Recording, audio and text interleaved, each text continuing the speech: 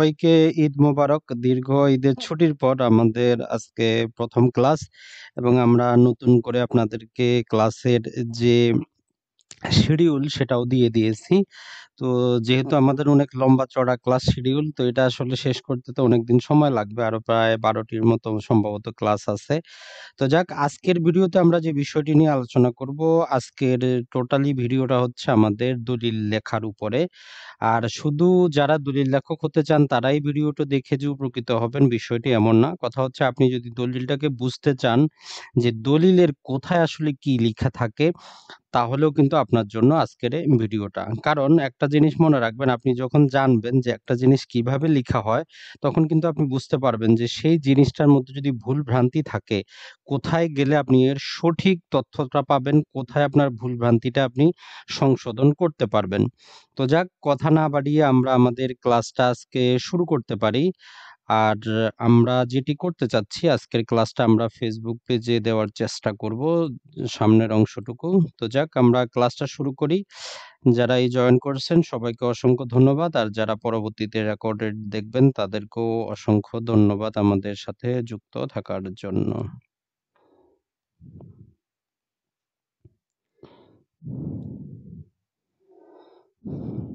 Just একটু আমি ফেসবুকে চেক করে নিই লাইভটা হলো কিনা।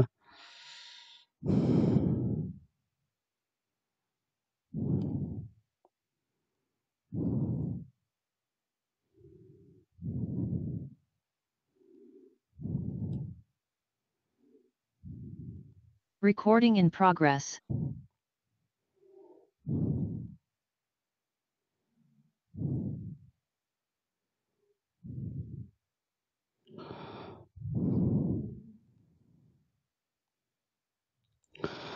জি বন্ধুরা, আজকে আমাদের ক্লাস নাম্বার হচ্ছে 18 নম্বর ক্লাস। তো আজকের ক্লাসে টোটালি আমরা আপনাদেরকে কিছু দলিলের ফরম্যাট দেখাবো এবং যে কোনো দলিল আপনারা কিভাবে লিখবেন, সেটা ওয়ার্ড ফাইল থেকে কিভাবে পিডিএফ আকারে নিয়ে যাবেন, কিভাবে প্রিন্ট করবেন, কোথায় কি লিখবেন, সেই জিনিসটাও তুলে ধরার চেষ্টা করব। তো আশা করি আপনারা শেষ পর্যন্ত যদি থাকেন তাহলে বুঝতে পারবেন। তো যাক, দলিল লেখার বাস্তব নমুনা সহ তার আগে আমরা প্রথমেই একটা জিনিস যেটা জানবো, নরমালি দলিলগুলো লেখেন কিন্তু দলিল লেখক, যাদেরকে আমরা মুহুরি বলে থাকি, তারাই লিখে দেন। তো আসলে একটা দলিলের মধ্যে কোথায় কি লিখতে হয় এর বেসিক একটু ধারণা নিয়ে নিব, এবং দলিল লেখক কারা হতে পারেন এ সংক্রান্ত আমরা ধারণাটা একটু পাকাপোক্ত করে নিতে চাই। তাহলে আমাদের জন্য এই যে টোটাল লেকচারটা, এটা বুঝতে সুবিধা হবে। তো নরমালি যারা এই দলিল লেখক হতে চান, এদের জন্য সরকার যেটি করেছে, রেজিস্ট্রেশন আইনের কিছু ধারাকে সংশোধন করে 80 ধারার সাথে 80 জি ধারা বলে একটা ধারা যুক্ত করেছে, এবং সেখানে কিছু নিয়ম কানুন এবং পদ্ধতি দেওয়া আছে যে একজন দলিল লেখক হতে হলে কি করতে হবে। তো নরমালি যে এই সমস্ত নিয়ম, সেটা হচ্ছে যে আপনি যে জেলার অধিবাসী, যে উপজেলার, সেই উপজেলায় আপনি দলিল লেখক হতে পারবেন যেখানে বসবাস করেন। আপনার বয়স যেটা 21 বছরের কম হবে না, এবং আপনার সর্বোচ্চ বয়স 45 পর্যন্ত হবে। পূর্বে যেটা 40 পর্যন্ত ছিল, এখন সেটা 45 পর্যন্ত বলা আছে। অর্থাৎ আপনি যদি দলিল লেখক হতে চান, সর্বনিম্ন বয়স আপনার 21 বছর হতে হবে। আর যে শিক্ষাগত যোগ্যতার ক্ষেত্রেও কিছু কনফিউশন আছে। সরকারের সর্বশেষ যে গেজেট মোতাবেক সেখানে উচ্চ মাধ্যমিক লিখা আছে, কিন্তু পরবর্তীতে আর একটা সংশোধিত গেজেট জারি করে সেখানে বলা আছে যে মাধ্যমিক সার্টিফিকেট বা সমমান, অর্থাৎ যাদেরকে আমরা এসএসসি বলতেছি বা দাখিল বলতেছি, এটা পাশ হলেই আপনি দলিল লেখক হতে পারবেন। আর কিছু আইন সম্পর্কে আপনার বেসিক ধারণা থাকতে হবে, যেমন যে সম্পত্তি হস্তান্তর আইন 1882, রাষ্ট্রীয় অধিগ্রহণ এবং প্রজাস্বত্ব আইন, স্টাম্প অ্যাক্ট এবং যে রেজিস্ট্রেশন আইন। তো মোটামুটি এই 4টা আইনের মধ্যে 3টা আইন কিন্তু আমাদের কোর্সের অন্তর্ভুক্তই আছে, যার মধ্যে আমরা রেজিস্ট্রেশন আইনটা অলরেডি পড়েছি, আরো 2টা আইন বাকি আছে যেগুলো আমরা পড়বো। তো এই আইনগুলো সম্পর্কে একটু স্বচ্ছ ধারণা থাকতে হবে, এটুকুই বলা আছে। তবে কোনো পরীক্ষা নেওয়া হয় না, এটা হচ্ছে একটা ভালো দিক। আর আবেদনপত্রটা শুধু নিজ হাতে লিখতে হয়। তারপরে কিছু কথাবার্তা বলা আছে যে তার চরিত্র ভালো হতে হবে, আচরণ ভালো হতে হবে। তাহলে উনি সাব রেজিস্ট্রারের মাধ্যমে জেলা রেজিস্ট্রারের কাছে আবেদন করবেন দলিল লেখক হওয়ার জন্য। তো এখন পর্যন্ত এটাই হচ্ছে নিয়ম। সরকারিভাবে যে একজন দলিল লেখক হওয়ার জন্য আপনার বয়স সর্বনিম্ন ২১ হতে হবে। আপনাকে সর্বনিম্ন এসএসসি পাস হতে হবে। আপনার নিজ উপজেলার যে সাব রেজিস্ট্রেশন অফিস আছে সেখানের জন্য আবেদন করবেন। আর এই ৪ টা আইন সম্পর্কে একটু বেসিক ধারণা থাকতে হবে। আপনার আচরণ ভালো হতে হবে এবং সৎ চরিত্রের অধিকারী হতে হবে। তো এটা আসলে কিছুই না। এটা যেটা বলি ইউনিয়ন পরিষদ থেকে যেটা একটা চারিত্রিক সনদ দেওয়া হয়, ওই সনদটা অ্যাটাচ করে দিলেই হয়। তো এখন আমরা যদি আসি যে আসলে কতদিন পর্যন্ত দলিল লেখা যাবে? আমরা তো দেখলাম এখানে দলিলটা কতদিন পর্যন্ত দলিল লেখা যাবে। তো আসলে পূর্বে কিছুটা নিয়ম দেওয়া ছিল যে ৬৫ বছর পর্যন্ত লিখা যাবে। তবে যেটা করা হয়েছে ২০১৮ সালে একটু সংশোধন করে বলা হচ্ছে যে না, একজন দলিল লেখক চাইলে যতদিন খুশি উনি মারা না যাচ্ছেন, উনি দলিল লিখতে পারবেন। অর্থাৎ দলিল লেখকের কোনো বয়স সীমা নাই। এখন দলিল লেখকের যে লাইসেন্স গুলো পাওয়া যায় এগুলো কিন্তু একবার নিলে সারা জীবন এমন না, প্রতি বছর তাদেরকে নবায়ন করতে হয়, অর্থাৎ লাইসেন্সটাকে রিনিউয়াল করতে হয়। তো এর জন্য যেটা করতে হয় সেটা হচ্ছে যে ৩১শে ডিসেম্বর পর্যন্ত, অর্থাৎ জানুয়ারির ১ তারিখ থেকে নিয়ে ৩১শে ডিসেম্বর পর্যন্ত তাদের লাইসেন্সটা কার্যকর থাকে। ৩১শে ডিসেম্বরের পর সাব রেজিস্ট্রারের সুপারিশ ক্রমে তাদের লাইসেন্সটা প্রতি বছর নবায়ন হয়। যদি কোনো দলিল লেখকের বিরুদ্ধে অভিযোগ থাকে, নানা প্রকার কমপ্লেইন থাকে, সাব রেজিস্ট্রার চাইলে তাকে আর দলিল লেখক হিসাবে নাও রাখতে পারেন অথবা নির্দিষ্ট কিছু বছরের জন্য সেটাও উনি সাসপেন্ড করে দিতে পারেন। এই যে তার নবায়ন ফি, এটা মাত্র ৳২৫০ এখন পর্যন্ত। তো তাহলে একবার যদি কেউ লাইসেন্স নেয়, নিলেই সারা জীবন লাইসেন্সটা চলবে এমন না। প্রতি বছর নবায়ন ফি দিয়ে তার লাইসেন্সটাকে নবায়ন করতে হবে। এখন আসি আমরা দলিল লেখক কত টাকা আদায় করতে পারেন। তো মনে রাখবেন বাস্তবতা কিছুটা ভিন্ন হলেও আমরা ১ম এ জানবো আইনগতভাবে তারা কি টাকা পয়সাটা আদায় করতে পারেন।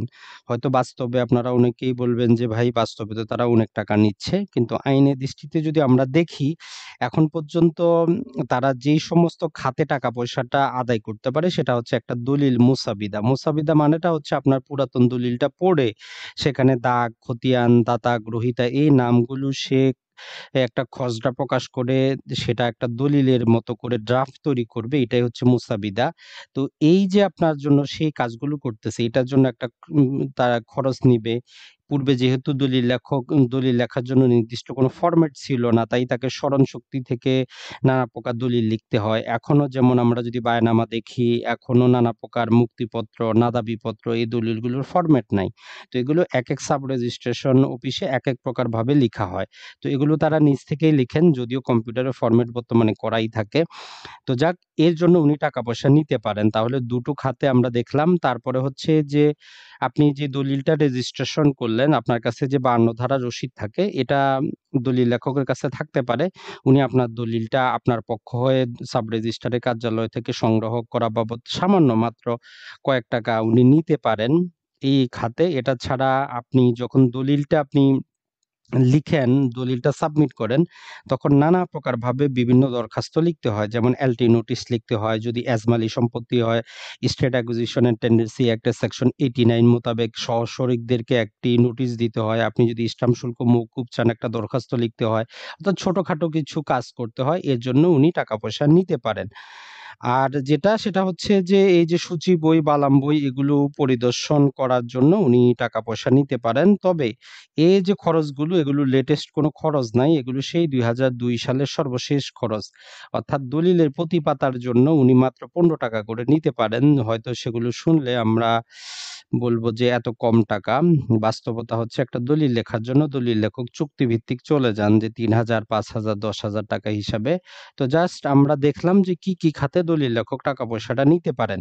দলিলটা মুসাবিদা করার জন্য, মুসাবিদা থেকে লিখার জন্য অথবা স্মরণ শক্তি থেকে লিখার জন্য, এলটি নোটিশ লিখার জন্য, বিভিন্ন সমন লিখার জন্য, নোটিশ লিখার জন্য, আর ৫২ ধারার রসিদটা রেখে সেটা দলিলটা কালেকশন করার জন্য আপনার কাছ থেকে উনি টাকা পয়সা নিতে পারেন। একটা কথা মনে রাখবেন, আইনগতভাবে রেজিস্ট্রেশনের জন্য দলিল লেখকের বিধিমালা মোতাবেক দলিল লেখক যে টাকাই আপনার কাছ থেকে নেক, উনি একটা রসিদ দিতে বাধ্য। এবং সে কতজন ক্লায়েন্টের দলিল লিখলো তার একটা নির্দিষ্ট বালাম তাকে সংরক্ষণ করতে হবে।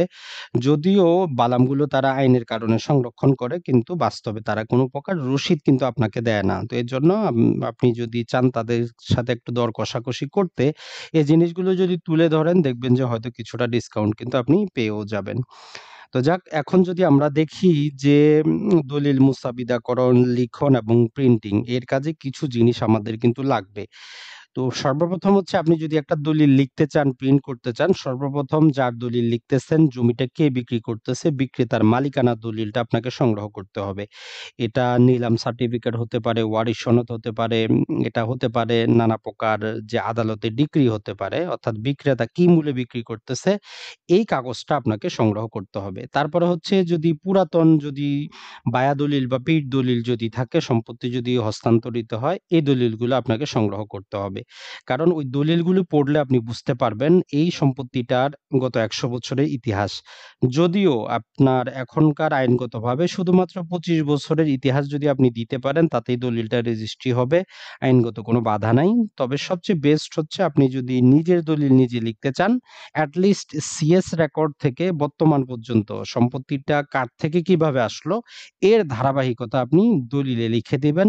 তাহলে ওই দলিলটা আপনার অনেক কাজে আসবে। একটা দলিল পড়লেই ওই সম্পত্তির যাবতীয় ডিটেইল আমরা বুঝতে পারবো। সাথে, সাথে প্রতিটা খতিয়ান আপনারা এড করার চেষ্টা করবেন যে জমির সিএস খতিয়ান কত, এসএ খতিয়ান কত, আরএস খতিয়ান কত, অথবা দিয়ারা খতিয়ান থাকলে, অথবা যদি অন্য কোনো খতিয়ান থাকে অঞ্চলভেদে, সেই খতিয়ানগুলো সেখানে এড করার চেষ্টা করবেন।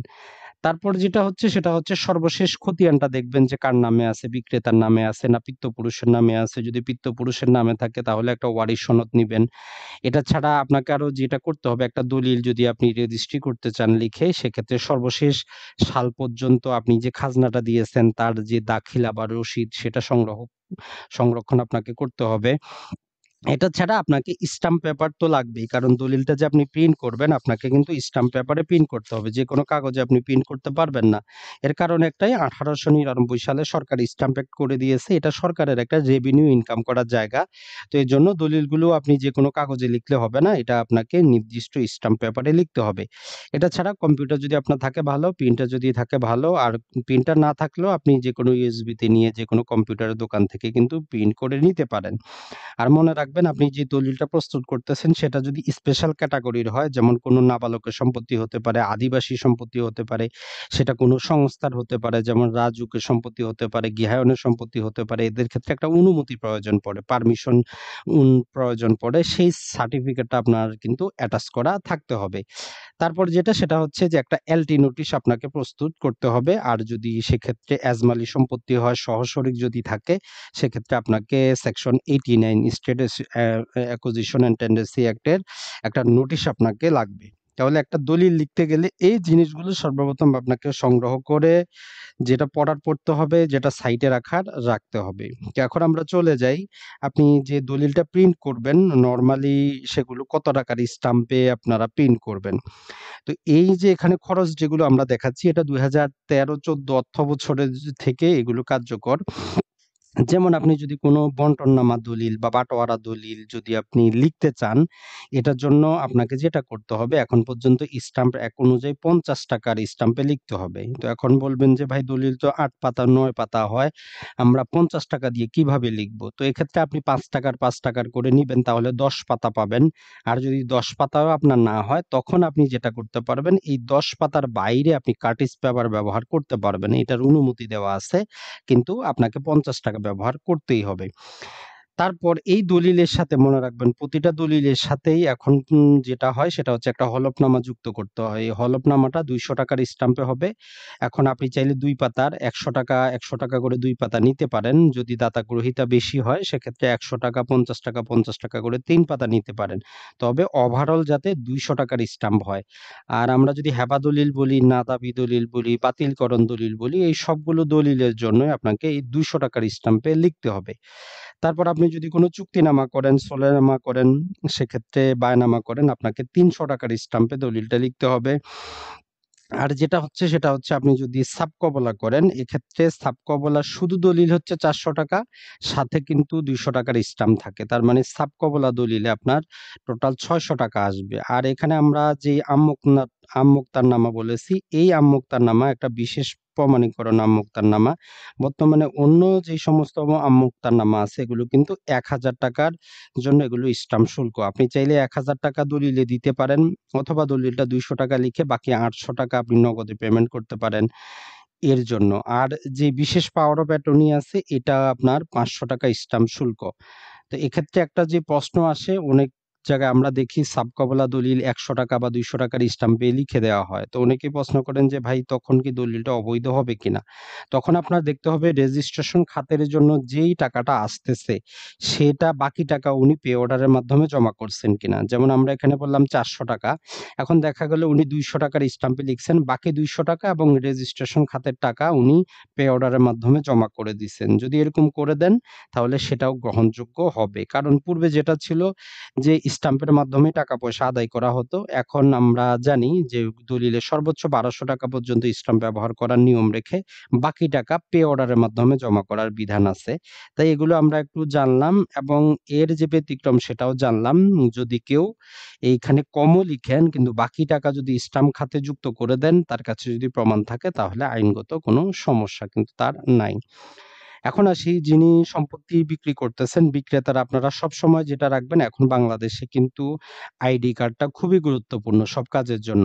এজন্য যার সম্পত্তির দলিল আপনারা তৈরি করতেছেন, বিক্রেতার যে দলিলে নাম আছে তার সাথে যাতে তার আইডি কার্ডের নাম সবকিছু মিল থাকে। এট লিস্ট নাম এবং পিতার নাম এটা যাতে মিল থাকে। যদি তার স্থায়ী বা অস্থায়ী ঠিকানা যদি ব্যতিক্রম থাকে তাতে কোনো সমস্যা নাই। কিন্তু তার নাম এবং পিতার নাম আর বর্তমানে মাতার নামও এড করা হয়। এটা যাতে অবশ্যই এক থাকে এটা আপনাকে দেখতে হবে। যদি এক না থাকে, যদি তার নামের ক্ষেত্রে অনেক জায়গায় যেটা হয়, দলিলে এক প্রকার নাম আছে, হয়তো তার আইডি কার্ডে অন্য প্রকার নাম। এক্ষেত্রে তাকে দেখতে হবে তার কোনো নোটারি করা আছে কিনা। কারণ অনেক ক্ষেত্রে মানুষের ডাকনাম থাকে, আবার অরিজিনাল একটা নাম থাকে। এরকম ক্ষেত্রে হইলে অবশ্যই তাকে নোটারি করে, যে এই ২ ব্যক্তি একই ব্যক্তি এরকম নোটারি পেপার থাকতে হবে। একই রকমভাবে যিনি সম্পত্তিটা ক্রয় করতেছেন তার নামটা আপনারা অবশ্যই যেটা করবেন, জন্ম নিবন্ধন অথবা পাসপোর্ট অথবা আইডি কার্ড, ৩ টাই গ্রহণযোগ্য মনে রাখবেন। এমন না যে আইডি কার্ড না হলে আপনি দলিল রেজিস্ট্রেশন করতে পারবেন না। আইডি কার্ড, জন্ম নিবন্ধন অথবা পাসপোর্ট এর সবগুলোর মধ্যে যেকোনো একটাই আপনার কার্যকর হবে, সেটাতে সমস্যা হবে না।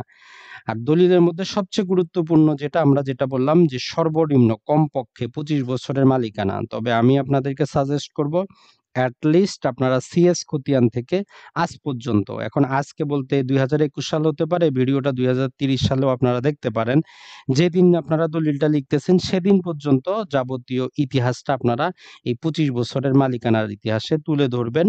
যে সিএস থেকে কিভাবে এসএ আসলো, এসএ থেকে কিভাবে আরএস আসলো, কি দলিল আসলো, বায়া দলিল, বায়া খতিয়ান, এই যাবতীয় কিছু আপনারা সেখানে তুলে ধরার চেষ্টা করবেন।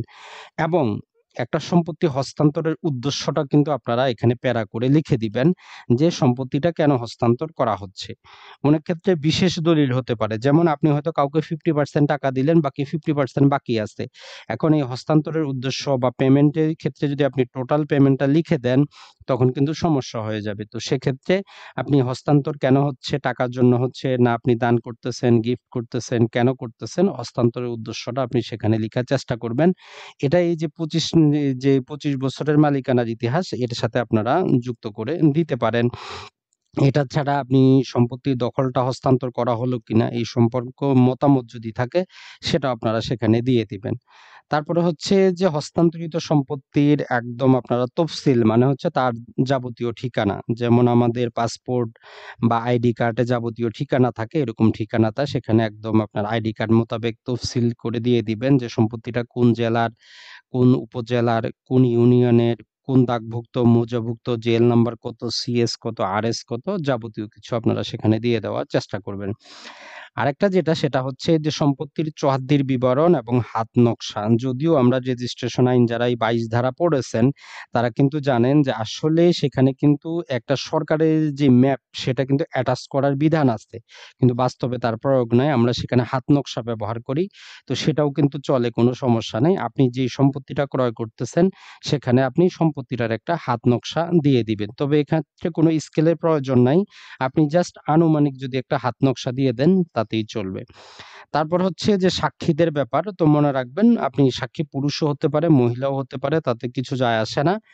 তবে আপনি চাইলে ২ এর অধিকও সাক্ষী দিতে পারেন। কিন্তু কমপক্ষে ২ জন লাগবে। সাক্ষী আপনি ৩ জন, ৪ জন, ৫ জনও সাক্ষী দিতে পারেন। তাতে আইনগত কোনো বাধা নাই। তবে এট লিস্ট 2 জনের কম যাতে না হয়। এক্ষেত্রে মহিলা সাক্ষীও হতে পারে, তবে যেটা হয় নাবালক সাক্ষী হবে না, পাগল সাক্ষী হবে না।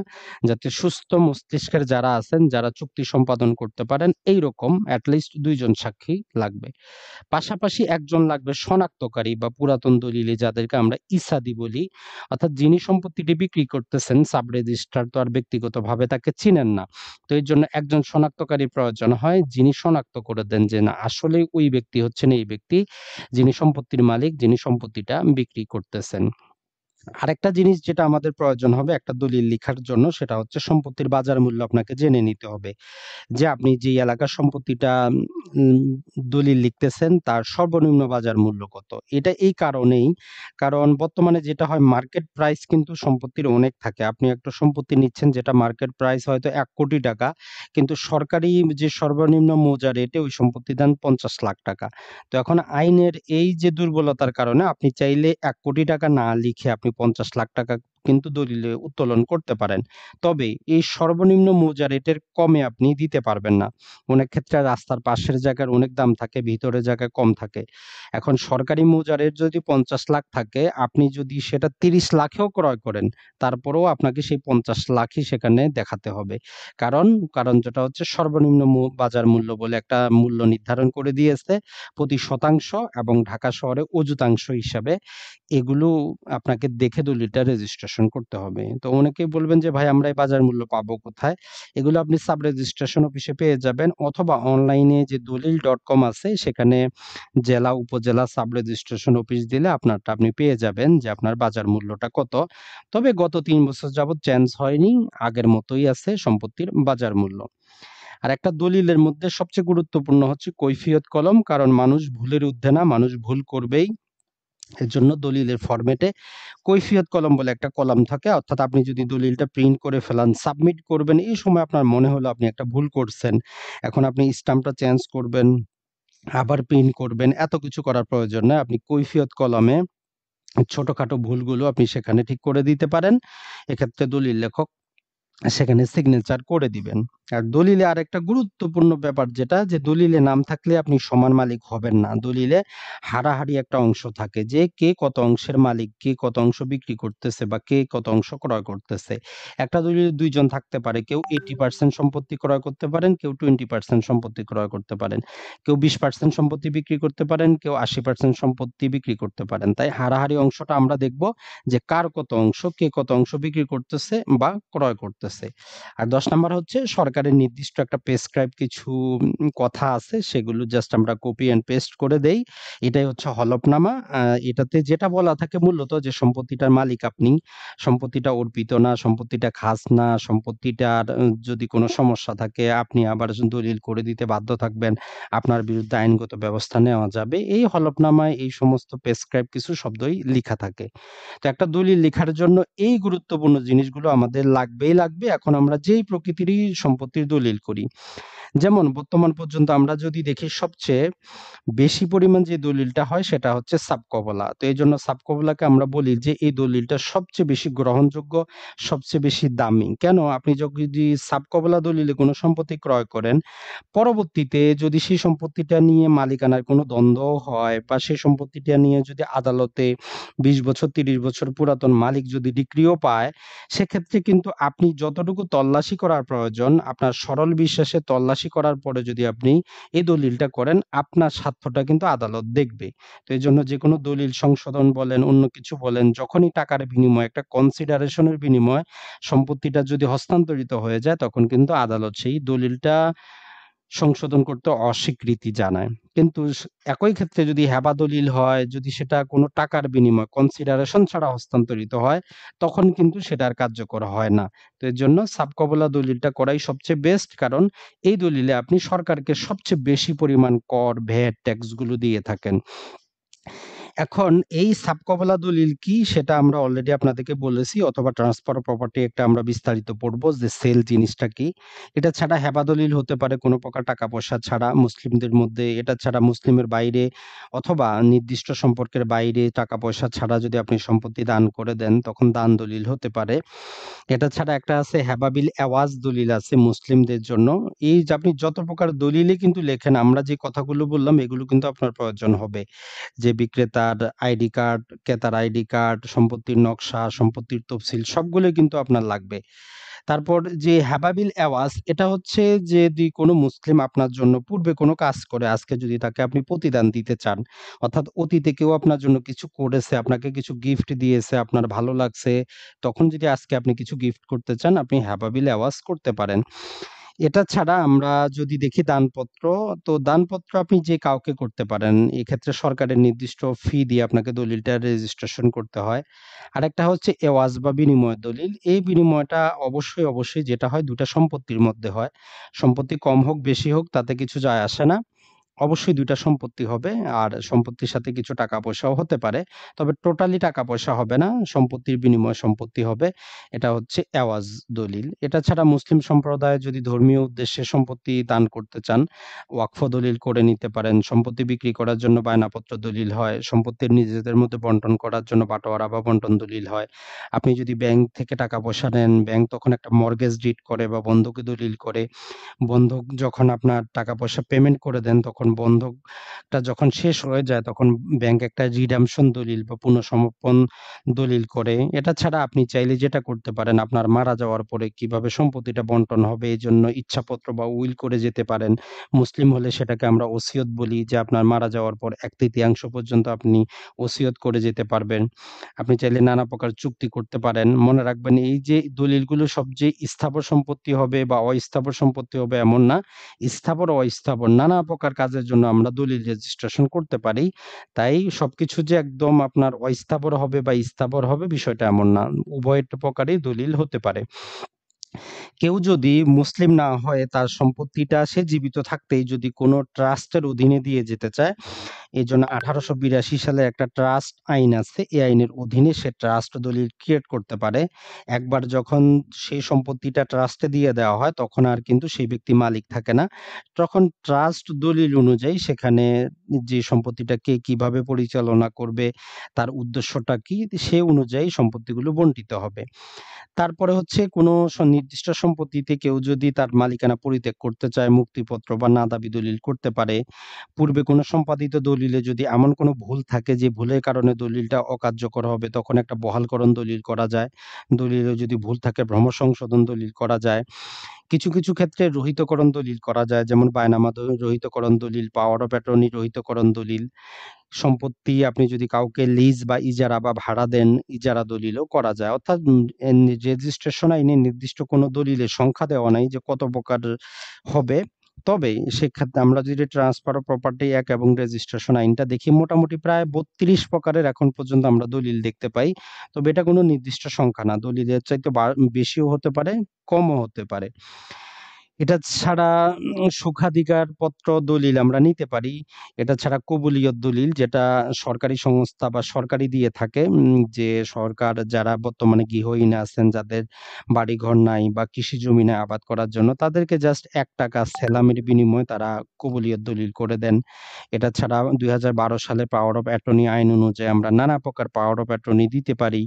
যে কোথাও পণ্যমূল্য ছাড়া, কোথাও পণ্যমূল্য সহ ব্যাংকের জন্য আমরা পাওয়ার অফ অ্যাটর্নি দেই, সাধারণ পাওয়ার অফ অ্যাটর্নি, বিশেষ পাওয়ার অফ অ্যাটর্নি। এই পাওয়ার অফ অ্যাটর্নি নিয়ে আমরা, যেহেতু আমাদের পাওয়ার অফ অ্যাটর্নি আইন এবং বিধিমালা একটা ক্লাস আছে, সেখানে বিস্তারিত আলোচনা করব যে পাওয়ার অফ অ্যাটর্নি কোনটা, কি প্রকার, কি রকমের কাজ করে।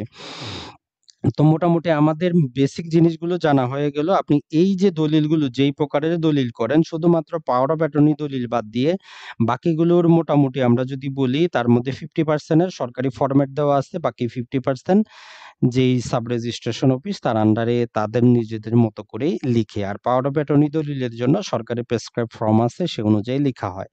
এখন আপনি যদি এই দলিলগুলো টাইপিং করতে চান, আপনার জন্য নির্দিষ্ট কিছু জিনিস জানতে হবে যে আপনাকে পাতাটা লাগবে লিগ্যাল সাইজ। আমাদের কাছে যে স্ট্যাম্প পেপারগুলো থাকে এগুলো হচ্ছে লিগ্যাল সাইজের। আর নরমালি আমরা যে সমস্ত ফটোকপি করি এগুলো হচ্ছে A4 সাইজের। তো দলিলের জন্য আমাদের প্রয়োজন লিগ্যাল সাইজ, অর্থাৎ একটা লম্বা চওড়া পাতার প্রয়োজন।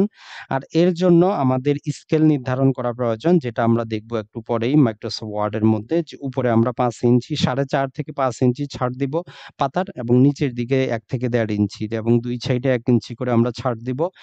আর আপনি যেই ফরম্যাটেই লিখেন, যেই সাইজগুলো দিব সেটা আমরা 12 থেকে 15 সাইজে লিখতে পারি। আর সঠিক টাকার স্ট্যাম্পটা আমরা নির্বাচন করব। এক্ষেত্রে এটার কারণ হচ্ছে যখন আপনি 400 টাকা অ্যাডজাস্ট করতে যাবেন, কোনো ক্ষেত্রে 12 পাতা হতে পারে, 8 পাতা হতে পারে, তখন আপনাকে বুঝতে হবে যে আপনি দলিলটাকে কত পাতা টাইপ করবেন। সে অনুযায়ী আপনাকে যে হয়তো ১ পাতার মধ্যে দাতা গ্রহীতাকে নিয়ে আসতে পারেন অথবা ভিন্ন পাতাতে নিয়ে যেতে পারেন। আর এর জন্য রেজিস্ট্রেশন আইনের ২২ এর ক এর যদি আমরা ৩ ধারা দেখি, সেক্ষেত্রে সরকারের একটা প্রেসক্রাইব ফর্ম আছে যে অনুযায়ী দলিলগুলো লিখা হয়। তো এখন জাস্ট আমরা মাইক্রোসফট ওয়ার্ডে আপনাদেরকে দেখাতে চাই যে দলিলটা কিভাবে আমরা লিখবো। তার আগে সরকারি প্রেসক্রাইব ফর্মটাও জাস্ট একটু আপনাদেরকে আমরা দিয়ে দেই। তাহলে আপনারা বুঝবেন যে এই যে ফরম্যাটটা এটা আসলো কোথা থেকে। তো জাস্ট আমি একটু ওপেন করে নিচ্ছি।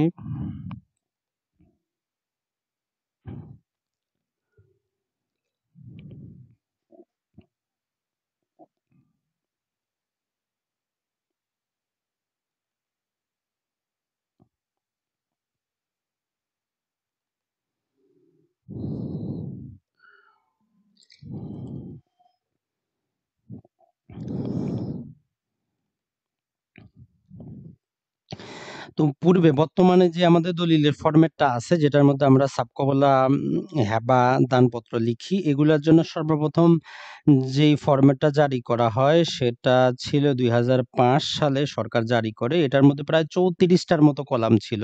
পরবর্তীতে এটাকে সংশোধন করে এটাকে আরো কমিয়ে আনা হয়। যেহেতু এত লম্বা চওড়া যে গেজেটটা, যেটা ১০ই এপ্রিল ২০০৫ সালে সরকার জারি করে। তবে এটা বর্তমানে চলে না। এটা জাস্ট আপনাদেরকে আমরা দেখানোর জন্য বলতেছি যে এক্ষেত্রে এখানে দেখেন লিখাই আছে ২২ এর ৩ ধারা অনুসারে রেজিস্ট্রেশন আইনের সম্পত্তি হস্তান্তর দলিলের নমুনা। তো এখানে মোটামুটি প্রায় ৩৪ টির মতো কলাম ছিল। তো পরে সেটাকে আবার নানা প্রকার ভাবে সংশোধন করে তারা পরবর্তীতে আরেকটা গেজেট জারি করে, যেটা আপনাদেরকে আমরা দেখাবো।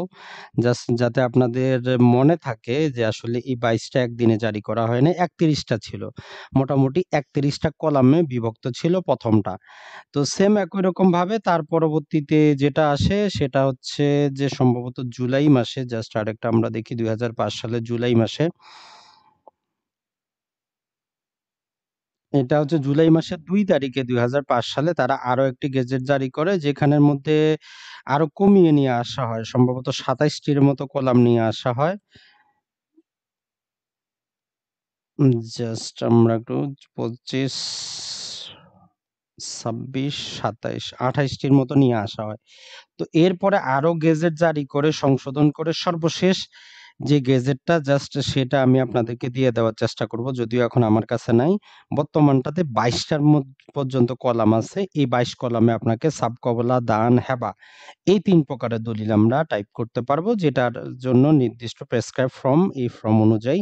তাহলে আমরা প্রথমে দেখলাম ৩১, তারপরে তারা জারি করলো ২৮ কলামের। এখন যেটা চলতেছে সেটা হচ্ছে ২২ কলামের। তো জাস্ট এখন আমরা মাইক্রোসফট ওয়ার্ডের ফাইলটা দেখে নেই যে এটা আমরা কিভাবে টাইপিংটা করব। তাহলে যেটা হবে সেটা হচ্ছে যে আমাদের বুঝে আসবে যে আমরা কাজটা কিভাবে করব। যদি যাদের কম্পিউটার আছে তারা সরাসরি এটা তো ব্যবহার করতে পারবেন। আর যাদের নাই তারা চাইলে পেন ড্রাইভে নিয়ে যেকোনো কম্পিউটারের দোকানে গিয়েও আপনি কাজটা কিন্তু করতে পারবেন। তো মনে রাখবেন এগুলো করার জন্য আপনি যদি আপনার মোবাইলে আমার এই ফরম্যাটটা ডাউনলোড মোবাইলে নেন অথবা ল্যাপটপে নেন, আপনার বাংলা লেখাগুলো নাও আসতে পারে। তো এজন্য আপনি সর্বপ্রথমেই কন্ট্রোল A দিয়ে এটাকে সিলেক্ট করবেন। আপনি ফন্টটা নির্বাচন করে দেখবেন। কারণ সবার যে ল্যাপটপে বাংলা ফন্ট সবগুলো থাকে না। তো আপনি চাইলে বর্ণমালা, কালপুরুষ অথবা এই দুটোই আমার কাছে ভালো লাগে। আপনার কাছে যেটা মনে হয়, যদি না থাকে গুগল করলে আপনি পেয়ে যাবেন ফন্টটা। বর্ণমালা নিতে পারেন অথবা কালপুরুষ নিতে পারেন। এই যে যেকোনো একটা যদি আপনি দেন তখন অটোমেটিক কিন্তু আপনার এটা চলে আসবে। তো আমি এখানে বর্ণমালা ফন্টে রাখতেছি। তো দেখেন এটা অটোমেটিক কিন্তু ছোট হয়ে গেল। আমি যদি আরেকটা ফন্টে নিয়ে যাই এটা কিন্তু দেখেন কালপুরুষে নিয়ে গেলে এটা মোটামুটি বড় দেখাচ্ছে। তো আপনার যে ফরম্যাটটা ভালো লাগে আপনি সেটা ইউজ করতে পারেন, সমস্যা নাই। তো এটার পরে আবার যেটা করবেন আপনি এই যে সাইজটা নিবেন, কত সাইজে আপনি প্রিন্ট করবেন। তো নরমালি ১২ তে রাখার চেষ্টা করবেন অথবা আপনি ১৪ তে নিয়ে যেতে পারেন আপনার অবস্থা অনুযায়ী, এবং দলিলের যে আপনি কত লিখতেছেন ক্ষেত্র বিশেষে আপনাকে বড় করতে হতে পারে, ছোট করতে হতে পারে। তাই আপনি এগুলো যদি ১২ থেকে ১৪ এর মধ্যে যেকোনো একটা অ্যাডজাস্ট করে আপনি দিতে পারেন। তো আমি এখানে ১৪ রাখতেছি যাতে একটু বড় দেখায় আপনারাও বুঝতে পারেন। তো এটা যখন আপনি ওয়ার্ড ফাইলে রাখবেন বাই ডিফল্ট আপনার যদি সেটিং করা থাকে এটা A4 সাইজে আসবে। তো আমরা A4 সাইজে তো প্রিন্ট করতে পারবো না। এজন্য আমাদের যেটা প্রয়োজন হবে সেটা হচ্ছে আমাদেরকে লেআউট থেকে মার্জিনে চলে যেতে হবে আপনাকে। মার্জিনে যাওয়ার আগে আপনি ওরিয়েন্টেশনটা দেখবেন, পোর্ট্রেট মোডে রাখবেন, সাইজটা দেখবেন সবসময় সাইজটা কোন সাইজে আছে। তো নরমাল যেটা বললাম আমরা A4 সাইজে থাকে সবার বাই ডিফল্ট। আর আপনি যেটা করবেন লিগ্যাল সাইজে নিয়ে যাবেন। লিগ্যাল সাইজে পাতাগুলো লম্বা হয়। তো আমরা এটাকে লিগ্যাল সাইজে দিলাম। এখন চলে যাব আমরা মার্জিনের ক্ষেত্রে। তো মার্জিনে আপনি কাস্টম মার্জিনে যাবেন। যাওয়ার পর আপনার কাস্টম মার্জিন থেকে জাস্ট এখান থেকে আপনি এই যে কাস্টম মার্জিনে যাবেন। এখান থেকে আপনাকে মার্জিনটা সিলেক্ট করতে হবে। জাস্ট আমরা একটু দেখি, আসলে অনেকগুলো ফাইল ওপেন করা আছে তো এজন্য একটু সমস্যা হচ্ছে। জাস্ট কিছু ফাইল ডিলিট করে দিতে হবে। জাস্ট মার্জিন থেকে আবার যাচ্ছি আমি কাস্টম মার্জিন।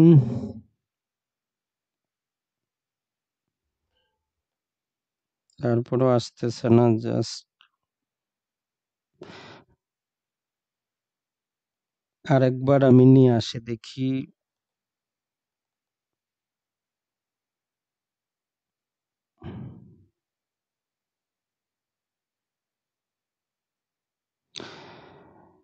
আর যেটা হচ্ছে আসলে ল্যাপটপে কাজ করতে গেলে যে সমস্যা হয় আপনার প্রসেসর যদি ভালো না হয় তখন কিন্তু অনেক সময় হ্যাং করে। তো আমার এখানে সমস্যা যেটা হচ্ছে আমার Facebook লাইভ দেওয়া আছে, জুমে রেকর্ড চলতেছে, আবার স্ক্রিন রেকর্ড চলতেছে, ৩-৪ টা কাজ একসাথে হচ্ছে ওইজন্যই।